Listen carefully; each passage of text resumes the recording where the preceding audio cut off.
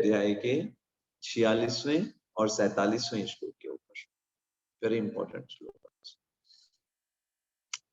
तपस्विभ्योऽधिको योगी ज्ञानिभ्योऽपि मतोऽधिका कर्मेभ्यश्चाधिको योगी तस्माद्योगी भवार्जुन। तो भगवान इस श्लोका में ये बताते हैं किस प्रकार से एक योगी जो है वो तपस्वी से ज्यादा अच्छा है। तपस्विभ्यो अधिको योगी, एक तपस्वी से योगी ज्यादा अच्छा है। तपस्वी का मतलब क्या होता है कि जो व्यक्ति तपस्या करता है। तपस्या का मतलब क्या होता है? अपने शरीर को कष्ट देता है। आप देखिए संसार में बहुत सारे लोग अनेक प्रकार की तपस्याएं करते हैं। आप लोग अलग अलग सुनोगे है ना कि दूध पीकर रहने वाले सिर्फ दूध पीते हैं, फलाहार सिर्फ फल खा करके जीवन यापन करते हैं, निर्जल व्रत करने वाले सिर्फ निर्जल व्रत करके अपना पूरा जीवन बिता देते हैं। ऐसे ऐसे लोग हैं जो इस प्रकार की कठोर कठोर तपस्याएं करते हैं। हिमालय पर रहने वाले, वस्त्र ना पहनने वाले, जो तपस्या है ये सबके आसान काम नहीं।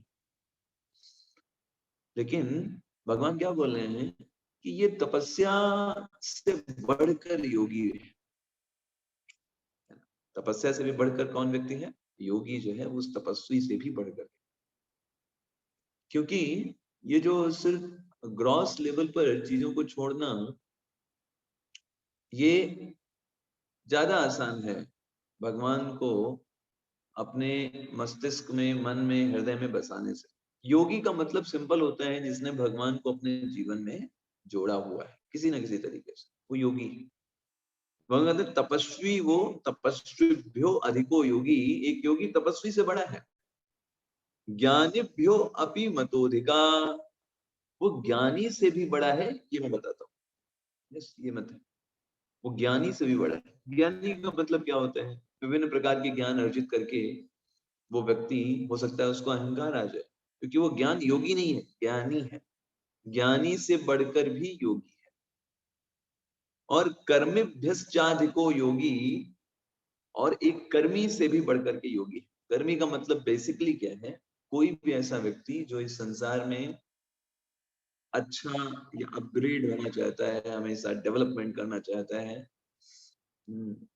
वो कर्म का, जो स्वर्ग जाना चाहता है, जो इस संसार में बहुत ज्यादा सेंस ग्रेटिफिकेशन के पीछे है, बहुत ज्यादा इंद्रिय तृप्ति के पीछे है, इकोनॉमिक डेवलपमेंट के पीछे है, ऐसा व्यक्ति कर्मी कहलाता है ना। तो हो सकता है वो बहुत बड़े बड़े अनुष्ठान कर रहा हो, लेकिन एक योगी इन तीनों लोगों से ऊपर होता है। और ऐसा योगी तुमको अर्जुन बनना है, तस्माद योगी भवार्जुन। सिंपल तपस्वी नहीं कि बस दूसरों को दिखाने के लिए या फिर अपना रेप्यूटेशन के लिए कोई तपस्या ले लिया, अब हम ये करेंगे, आज से हम ये नहीं खाएंगे। तो कभी कभी देखा जाता है व्यक्ति ने बाहरी तौर पर तो चीजों को छोड़ दिया, तो बोला आज से हम मौन व्रत लेंगे, मान लो तपस्या कर रहा है, लेकिन आंतरिक रूप से मौन नहीं हो पाया। वो आंतरिक रूप से मौन का मतलब है कि उसके अंदर में जो गलत इच्छाएं हैं या फिर भोग करने की इच्छाएं हैं वो बंद हो जाना, वो बस वास्तविक मौन। तो योगी का मतलब क्या होता है? वो अपनी समस्त इच्छाओं को भी भगवान की सेवा में लगा देता है, तो वो वास्तविक मौनी है। ये बात यहाँ पे समझ में। योगी मतलब जो भगवान से जोड़ नहीं आ रही। अच्छा, क्या किसी को आवाज में समस्या है? और किसी को? नहीं, बराबर आ रही है प्रभु जी। आ रही है आवाज। नहीं प्रभु जी, आवाज अच्छे से आ रही है, क्लियर आ रही है। ठीक है, तो फिर शायद नेटवर्क में प्रॉब्लम होगी प्रभु जी। तो योगी मतलब जो भगवान से जुड़ा हुआ है। भगवान से जुड़ा हुआ है वो सबसे बेस्ट है, ना कि सिंपल तपस्या करने से, है ना। आप देखिए कई सारे लोग जो होते हैं वो तपस्या करते हैं, बाहर से तपस्या कर रहे हैं कि अब ये नहीं कर रहे या वो नहीं कर रहे, लेकिन आंतरिक रूप से सटल लेवल पर, मतलब मानसिक तौर पर वो अपनी रेपुटेशन को बनाने रखने के लिए, या फिर अब हमने भाई तपस्या ले लिया है कि हमको मौन रखना है तो अब हमको करना ही पड़ेगा, इस तरीके से वो करते ही, वो बस उसको कर लेते हैं। अंदर से उनका वो जो ईगो है वो नहीं कम हुआ, अंदर से जो भोग करने की टेंडेंसी है वो कम नहीं हुई, सिर्फ बाहरी तौर से उन्होंने कुछ रिनंसिएशन कर दिया, कुछ तपस्या कर दिया। और वो भी वो हर जगह गाते रहते हैं अपना नाम पॉपुलैरिटी के लिए कि हम भाई साथ हम जो है सिर्फ फलाहारी हैं, हम सिर्फ फल खाते हैं, हम सिर्फ दूध पीकर रहने वाले हैं। तो इस प्रकार की तपस्याओं से आप बहुत सारे लोगों को आकर्षित कर सकते हैं, लेकिन भगवान को नहीं। चैतन्य महाप्रभु के पास उनका दर्शन लेने के लिए, उनकी कृपा प्राप्त करने के लिए एक व्यक्ति आया, उसने कहा हम सिर्फ दूध पीते हैं, ओनली मिल्क कुछ और नहीं। तो क्या मुझे चैतन्य महाप्रभु की कृपा मिलनी चाहिए। चैतन्य महाप्रभु के पास है, कह रही एक व्यक्ति आया वो सिर्फ दूध पीता है और कुछ नहीं खाता पीता। तो चैतन्य महाप्रभु ने कहा क्या मैं इतना आसान हूं क्या, कोई सिर्फ बस दूध पिए और मुझे प्राप्त कर लेगा। I am so much easy to achieve. Chaitanya Mahaprabhu ने नहीं, वो पात्र नहीं है व्यक्ति। जब उस व्यक्ति को बात पता चली कि अरे चैतन्य महाप्रभु ने मुझे नेग्लेक्ट कर दिया, मुझे पात्र नहीं कहा का तुम वो मैं पात्र नहीं हूँ, ये सोच करके तुरंत वो हम्बल हो गया और बोला कि मैं तो पात्र नहीं हूँ, मेरी कोई योग्यता नहीं है ना, मैं तो तुच्छ हूँ। जैसे ही उसने ये भावना की, चैतन्य महाप्रभु ने उसको बुला लो, वो भी पात्र बन चुका है। तो कहने का आशय क्या है, कभी कभी तपस्या के नाम पर हमारे अंदर में ईगो डेवलप हो जाता है कि हम निर्जल व्रत करते हैं। ये सब लोग बेकार हैं, ये सब लोग तो इतना देखो फल खाते हैं, दिन भर खाते पीते रहते हैं, है ना। जब देखो ये कोई व्रत करते हैं, हम देखो निर्जल व्रत करते हैं। Yes, I am the great, मैं ज्यादा बड़ा भक्त हूँ, मैं ज्यादा बड़ा भगवान की सेवा करता हूँ। तो देखिए आप भले तपस्या कर रहे हैं, लेकिन ये तपस्या भगवान को पसंद नहीं आएगी। क्यों? क्योंकि आपकी तपस्या में अहंकार है। लेकिन इसके विपरीत जब अगर भगवान के लिए आप निर्जल व्रत कर भी रहे हैं, फिर भी आप दूसरे भक्तों को देख रहे हैं कि वो प्रसाद ले रहे हैं या वो फलाहार कर रहे हैं, आप स्वयं जाकर के उनको परोसिए। आपके अंदर ये भावना हो कि अरे है ना, ये अच्छे से प्रसाद पाए भगवान का, है ना।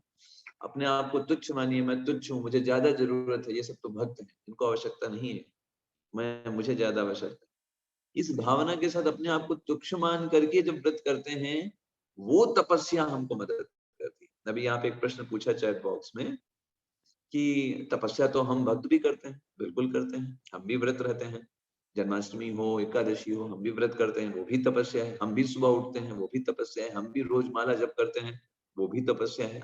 ऐसा नहीं कि कोई भी कर लेगा, वो भी तपस्या है, बिल्कुल सही बात।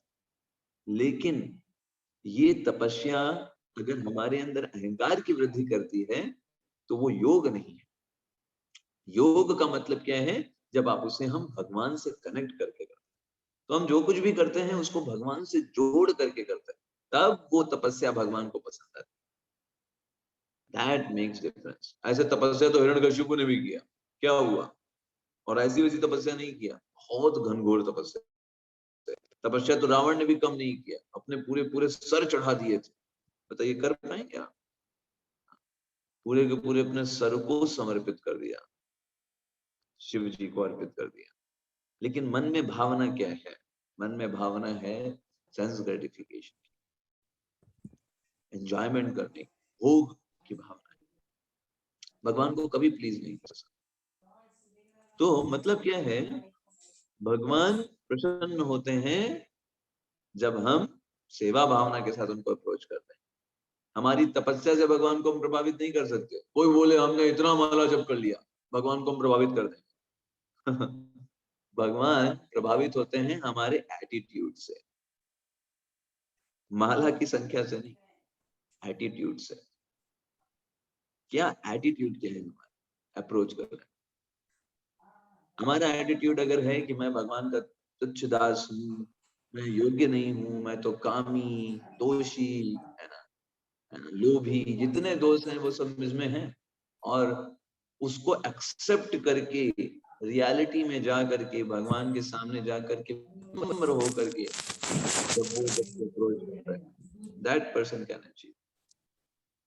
ना कि अपने आप को सोचे कि अरे हम तो बहुत बड़े भक्त बन गए हैं, अरे हम तो एकदम ब्रह्मचारी हैं, हम तो कोई, हमारे अंदर कोई दोष है ही नहीं, हमारे अंदर कोई, भगवान भी जब हमको देखते होंगे कहते होंगे वाह क्या बात है, ये व्यक्ति है, इससे बढ़िया तो कुछ है ही नहीं, कोई हो ही नहीं सकता।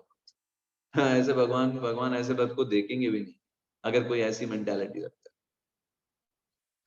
दूसरी तरफ एक जो व्यक्ति है जो विनम्र है और जो ये समझता है कि मैं सभी का दास, सारे मेरे भगवान हैं वही सभी लोगों के रूप में उपस्थित हैं, मुझे सबकी सेवा करनी है, I am the servant and बाकी सब जो है मेरे स्वामी हैं, इस भावना के साथ जो अप्रोच करता है भगवान को बहुत पसंद।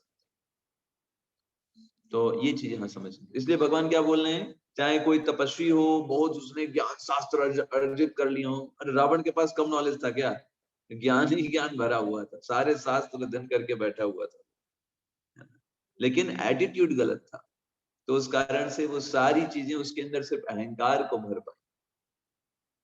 ऐसे ही कर्मेभ्योश्चाधिको योगी, एक कर्मी व्यक्ति जो कि बहुत ज्यादा इस जगत में डेवलपमेंट करना चाहता है, तो वो भी सही नहीं है, वो भी भगवान को उतना पसंद नहीं आता, क्योंकि वो ये सब लोग अपने लिए काम कर रहे हैं, कोई भी भगवान को ध्येय मान करके कार्य नहीं कर रहा। तो अगर कोई भी चीज स्टार्ट करनी है, योग का मतलब है भगवान से जोड़ना, चाहे ज्ञान योग हो, कर्म योग हो, ध्यान योग हो, भक्ति योग, ये सब जब भगवान का कनेक्शन आता है तब योग बोला जाता है, अदरवाइज योग नहीं। जैसे सबसे पहला सबसे अगर निचले स्तर पे बात करें तो योग है निष्काम कर्म योग, सबसे निचले स्तर। निष्काम कर्म योग का मतलब क्या है, व्यक्ति प्रारंभ यहीं से होता है, चाहे कोई भी योग में जाना प्रारंभ यहीं से होगा, निष्काम कर्म योग से। मतलब क्या है, आप जिस स्थिति में हो, जहां पर हो, ब्राह्मण हो, क्षत्रिय हो, वैश्य हो, शूद्र हो, या फिर ब्रह्मचारी हो, गृहस्थ हो, वानप्रस्थ हो, सन्यासी हो, स्त्री हो, पुरुष हो, जिस अवस्था, जिस आश्रम, जिस वर्ण में हो, वहां पर रहते हुए उन वर्ण के आश्रमों के दायित्वों को निभाते हुए उन सारे कर्मों को भगवान की प्रसन्नता के लिए करने का प्रयास करना, खुद के सेटिस्फैक्शन के लिए नहीं, ये कहलाता है निष्काम कर्म योग।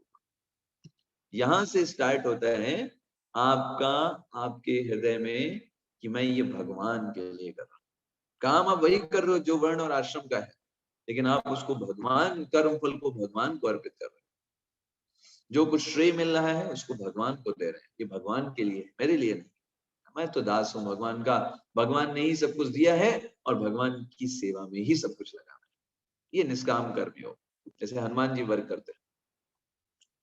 फिर जब ये व्यक्ति इस निष्काम कर्मियों को करता रहता है, करता रहता है, करता रहता है, करता रहता है, तब उसको ये समझ में आता है कि मैं आत्मा हूं, ये चीज उसको समझ में आती है। और फिर जब वो सेवाएं करता है तो वो ज्ञान योगी कहलाता है। ज्ञान योगी जो होता है वो आत्मा को रियलाइज कर लेता है, वो कहलाता है ज्ञान योगी। जब ये ज्ञान योगी जो है ये और वर्क करता रहता है, बढ़ता रहता है आगे आगे आगे आगे, तब वो पहुंचता है अष्टांग योग पर। अष्टांग योग का मतलब वो उसको ये समझ में आता है कि मैं तो आत्मा हूं, लेकिन मेरे साथ में एक परमात्मा भी बैठे हुए हैं जो सब कुछ मुझे प्रोवाइड कर रहे हैं मेरे ही हृदय में। ध्यानावस्थित तद गतेन मनसा पश्यन्त यम योगिनो, वो अपने हृदय में परमात्मा पर ध्यान लगाता है, तब वो कहलाता है अष्टांग योगी। और उसके बाद भक्त योगी का क्या मतलब है, वो भगवान से प्रेम करने वाला, ये है भक्त योगी। एकदम सिंपल सा आपको बताएं, भक्त योगी भगवान से प्रेम करता है।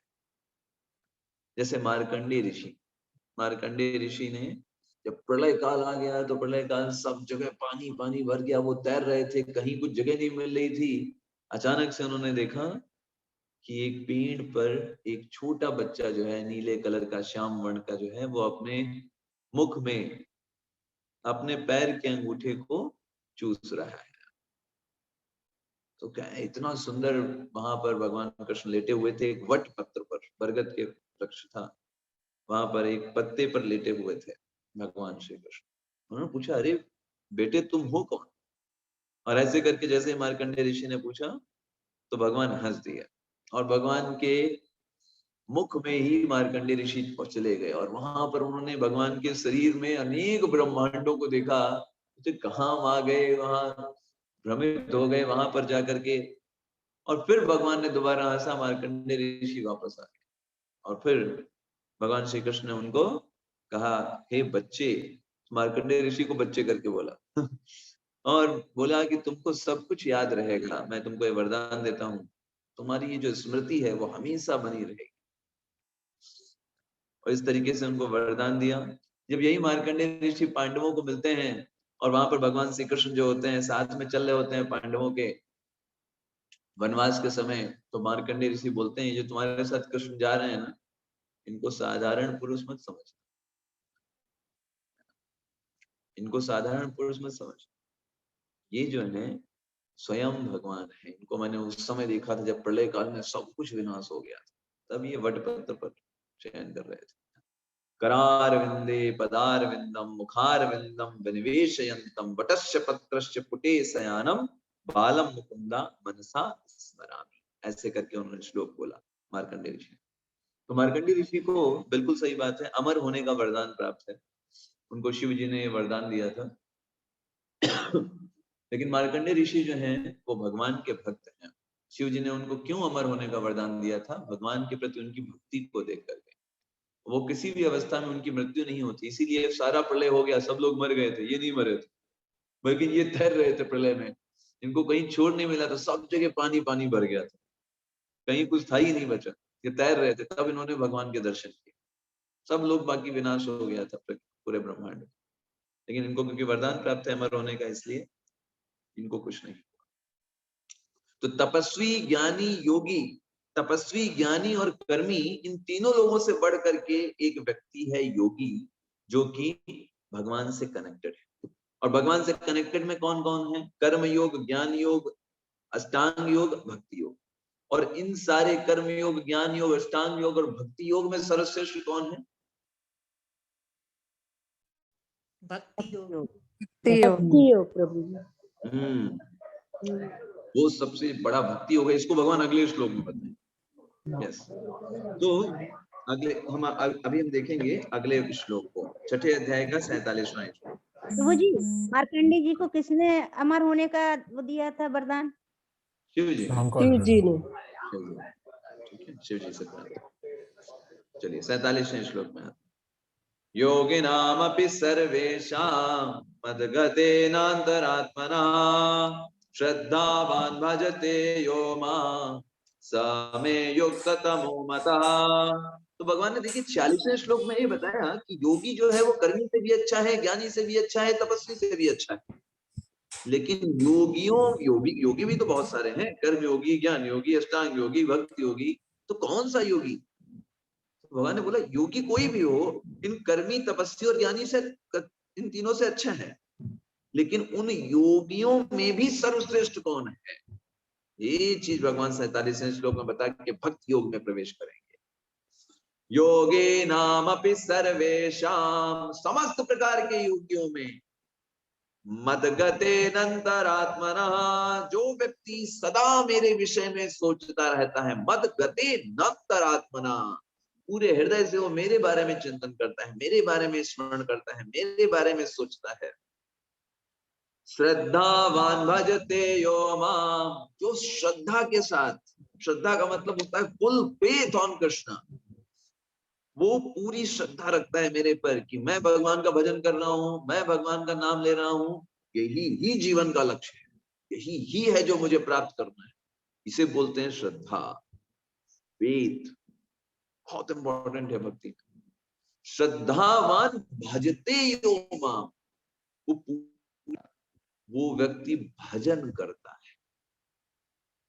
भज यो माम, कोई बोले अरे हो सकता है देवी देवता का करता हो सकता है ब्रह्म का ध्यान करता हो, कोई हो सकता है बोले निराकार का ध्यान करता हो। भगवान ने कहा नहीं, श्रद्धावान भजते यो माम, मेरी सेवा करता है, मेरे ऊपर ध्यान करता है। मेरी बारे में सोचता है, मेरा भजन करता है। सामे युक्त तमो मतः, वो व्यक्ति, मैं बता रहा हूं मेरे द्वारा, युक्त तमा मता, युक्त तम है। युक्त तम का मतलब क्या होता है? जैसे हम बोलते हैं ना, good better best, good better best, है ना? तो ऐसे ही उच्च, उच्चतर, उच्चतम, ऐसे ही युक्त, युक्ततर, युक्ततम। युक्त का मतलब होता है कनेक्टेड टू कृष्ण, तो युक्ततम का मतलब होता है जो एकदम बढ़िया से कनेक्टेड है भगवान से। वो योगी कौन है? जो भजता है भगवान को। कैसे भजता है? श्रद्धा के साथ। ऐसे नहीं कि बस काम करना है, अब क्या करें, नहीं, श्रद्धा, faith. Krishna is the supreme personality of Godhead. He is the person whom I am loving. Yes. मैं उनसे प्रेम करता हूँ, मैं मुझे उनकी सेवा करता हूँ। तो देखिए, there is difference between worship and service. किसी की पूजा करना और किसी की सेवा करने में अंतर होता है। यहाँ पर जो भज शब्द है, प्रभुपाद सबसे पहले इसी शब्द को पकड़ते हैं, भजते। भज का मतलब होता है सेवा करना। किसी की सेवा करना और किसी की पूजा करना, इसमें अंतर होता है। पूजा करने का मतलब क्या है कि मैं पूजा करता हूँ।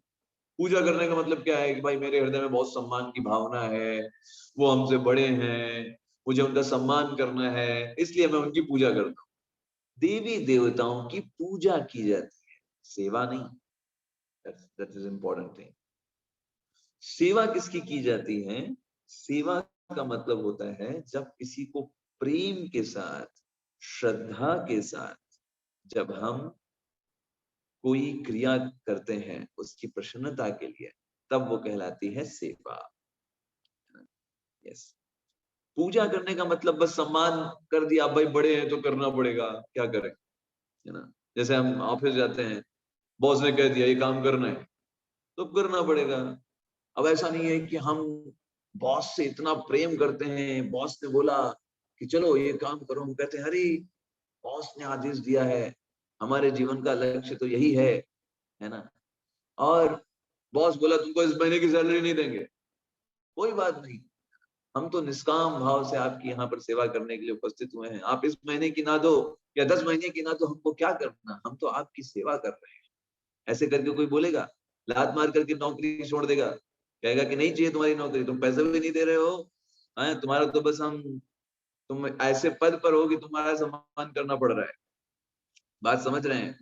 वहां पर कोई प्रेम नहीं है, वहां पर किसी भी तरीके से कोई भी ऐसी भावना नहीं है कि श्रद्धा की बात हो। लेकिन जब भगवान की सेवा की बात आती है तो हमें कुछ चाहिए नहीं भगवान से। सेवा का मतलब ही होता है कि we don't want anything. Yashoda माता जब भगवान श्री कृष्ण को कुछ खिलाती हैं तो क्या ये सोचती हैं कि ओ ये तो भगवान है, इसको चलो खिला दें तो बाद में हमको बहुत बढ़िया बढ़िया जन्म मिलेगा, बहुत अच्छे से हमको बाद में खाने को मिलेगा। नहीं, वो कुछ नहीं सोचती। उनको बस वो कृष्ण है, उनको प्रेम करना है, उनको खिलाना है। वो नहीं खिलाएंगे तो कैसे खाएगा, वो तो बच्चा है, वो तो भूखा रह जाएगा। ये है प्रेम। पूजा का मतलब क्या होता है? अरे भगवान को सेवा करते रहो। भगवान तो बड़ी बहुत ताकतवर है, बहुत सुप्रीम पर्सनालिटी ऑफ गॉड है। हो अगर भगवान की सेवा करोगे ना, सब जीवन बढ़िया बढ़िया चलेगा, सब कुछ बढ़िया बढ़िया मिलेगा, नौकरी भी बढ़िया चलती रहेगी, परिवार में भी शांति रहेगी, सब कुछ बढ़िया बढ़िया होगा। ये क्या हो रहा है? ये पूजा है कि सेवा है? पूजा है क्या है? पूजा ये पूजा, पूजा ये सेवा पूजा, नहीं। ये पूजा है। सेवा का मतलब क्या है? अरे कुछ भी हो भाई, जीवन में कुछ भी हो, आंधी आ जाए, तूफान आ जाए, पांडवों की तरह पूरा बर्बाद होने की कगार पे आ जाए, भगवान को नहीं छोड़ेंगे किसी भी स्थिति में। आप सोचिए, क्या पांडवों के जीवन में कम तूफान आए? क्या पांडवों के जीवन में कम समस्याएं हैं?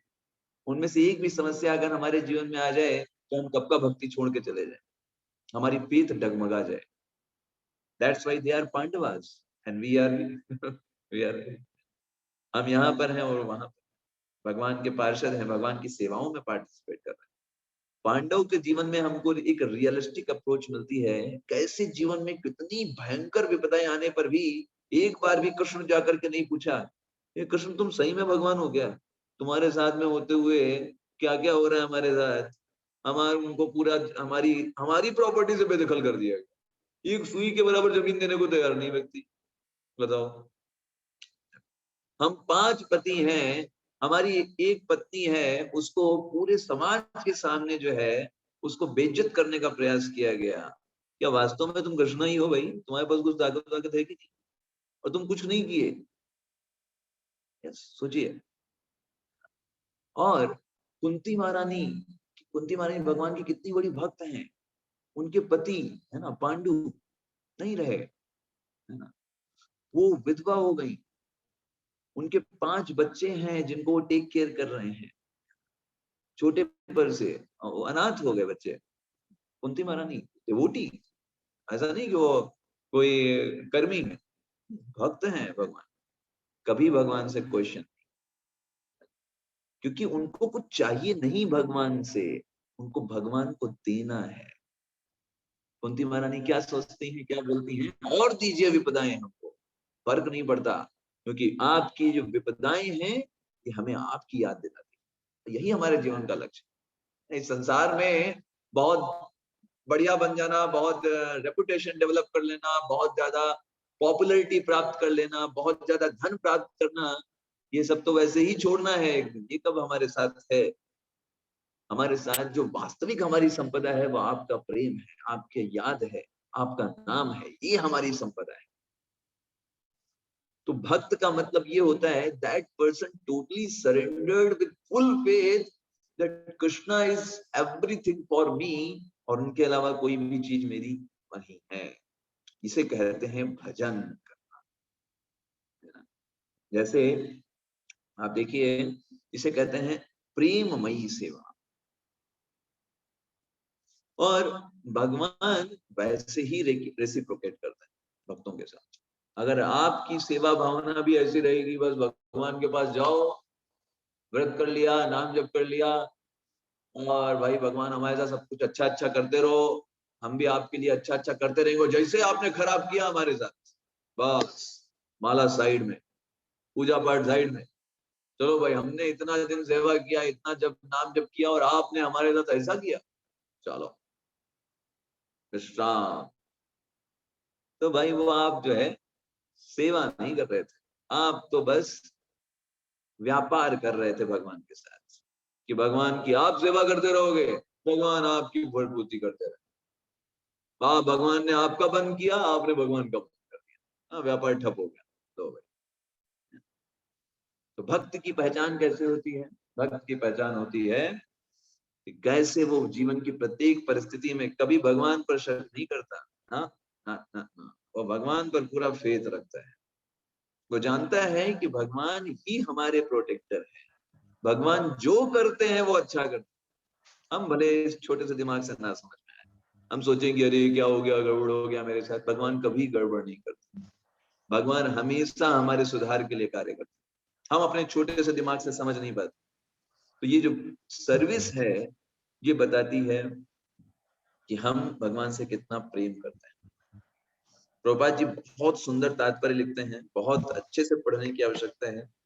प्रभुपाद जी इसमें समझाते हैं कि एक बार अगर आप देवताओं की सेवा नहीं करेंगे कोई प्रॉब्लम, लेकिन अगर आप कोई व्यक्ति भगवान की सेवा नहीं करता है, इससे उसका पतन हो जाता है, क्योंकि भगवान ही स्वामी है जो वास्तव में सेवा करने के योग्य है। प्रभुपाद जी आगे बताते हैं कि अवजानंती शब्द जो है वो ये बताता है कि व्यक्ति भगवान की निंदा करे, ये अवजानंती बताता है। और ये जो श्लोका आता है अवजानंती माम मूढ़ा, ये जो मूर्ख लोग होते हैं वो भगवान को नहीं जानते हैं और भगवान की निंदा भी करते हैं। तो ऐसे लोग कभी भी कोई भी प्रगति प्राप्त नहीं कर सकते, कभी भी कुछ भी प्राप्त नहीं कर सकते। सो ये बहुत इंपॉर्टेंट है हमारे लिए समझना, व्हाट इज डिफरेंस बिटवीन सेवा।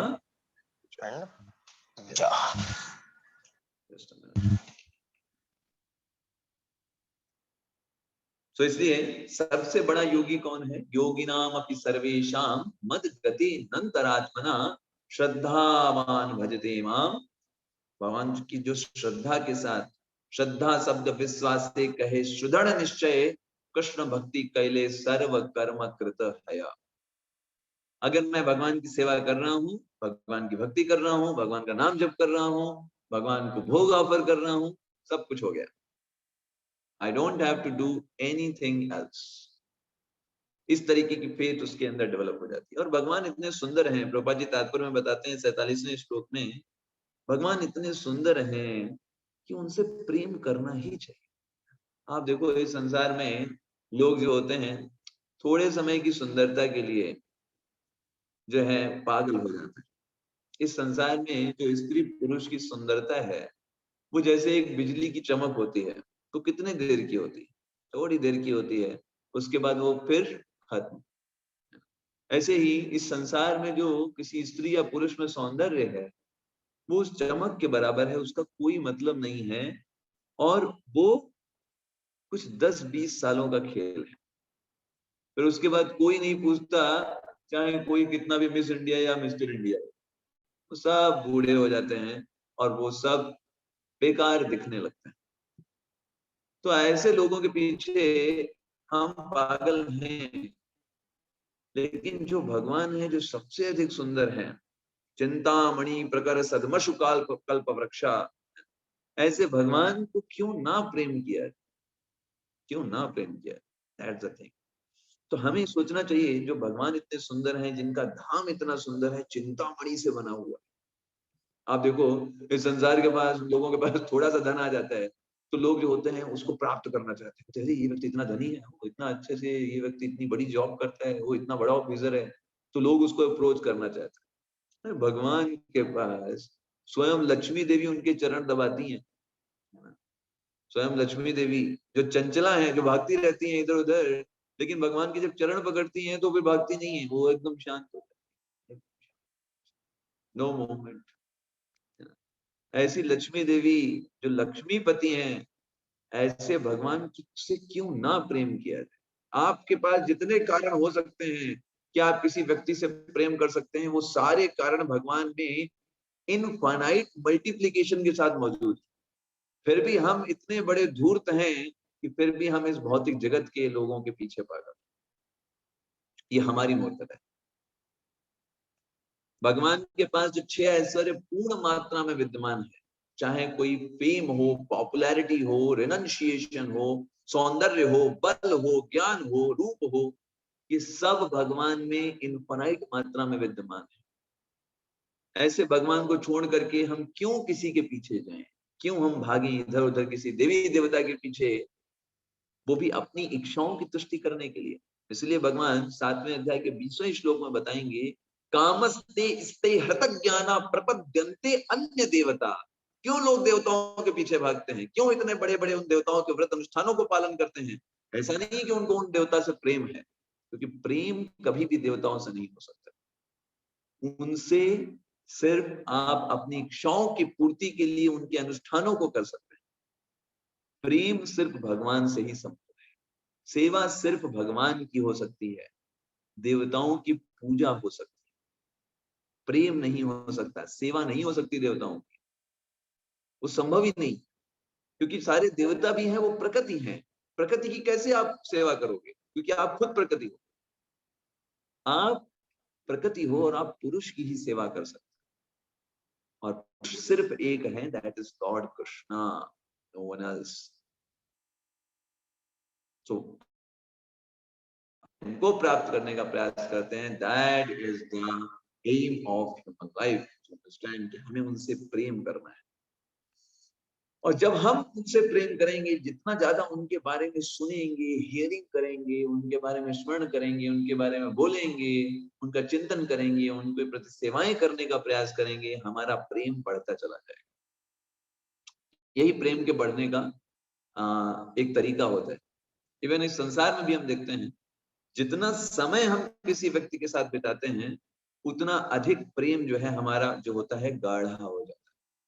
आप देखिए भौतिक जगत में कितनी आसक्ति हो जाती है, तो क्यों? कि समय स्पेंड किया है। उसके कारण से। तो ऐसे ही हम भी, हमारे हृदय में वैसे तो कोई प्रेम नहीं है भगवान के प्रति, लेकिन एक बात तो तय है, वो क्या है, अगर हम इन प्रकार भगवान के बारे में सुनते रहें, बोलते रहें, है ना, भगवान के बारे में पढ़ते रहें, भक्तों का संग करते रहें, ऐसे लोगों का संग करते रहें जिनके हृदय में प्रेम, हमारे हृदय में तो जीरो है, लेकिन उनके हृदय में तो है। उनका संग कर करके, उनको, उनसे प्रेरणा ले लेकर के हम भी अपने हृदय में भगवान के प्रति प्रेम को डेवलप कर सकते हैं। इसलिए जो बुद्धिमान व्यक्ति होता है वो भगवान पर विश्वास रखता है, साथ साथ में गुरु पर विश्वास रखता है। इस प्रभुपाद जी तात्पर्य में इसलिए बहुत सुंदर लिखते हैं श्लोका श्वेतास्वर उपनिषद से, अगर आप तात्पर्य में देखेंगे 47वें श्लोक में, यस्य देवे परा भक्तिर् यथा देवे तथा गुरो तस्यैते कथिता हि अर्था प्रकाशन्ते महत्तरा। जो व्यक्ति, जिन महात्माओं के हृदय में श्री भगवान तथा गुरु में परम श्रद्धा होती है, दोनों में श्रद्धा रखता है, श्री भगवान में श्रद्धा रखता है और गुरु में श्रद्धा रखता है, तो क्या होता है, उनमें वैदिक ज्ञान का संपूर्ण तात्पर्य स्वतः प्रकाशित होता है।